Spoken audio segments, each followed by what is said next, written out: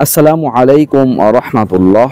আলহামদুলিল্লাহি ওয়া কাফা ওয়া সালামুন আলা ইবাদিহিল্লাযীনা ইসতাফা আম্মা বা'দ। সুপ্রিয় দিনদার পরহেজগার মুত্তাকি ভাই ও বোনেরা, গুরুত্বপূর্ণ একটি আমল নিয়ে হাজির হয়েছি। এই আমলটা যদি করেন তাহলে ইনশাআল্লাহ ফলাফল করতে পারবেন।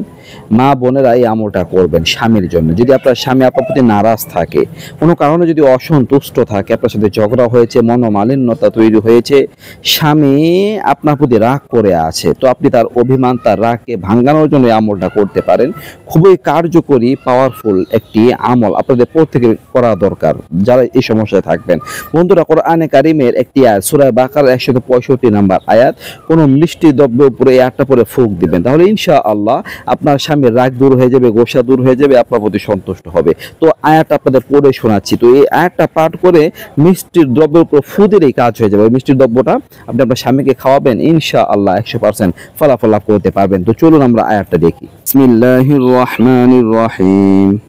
ومن الناس من يتخذ من دون الله أندادا يحبونهم كحب الله والذين آمنوا أشد حبا لله ولو يرى الذين ظلموا إذ يرون العذاب أن القوة لله جميعا وأن الله شديد العذاب।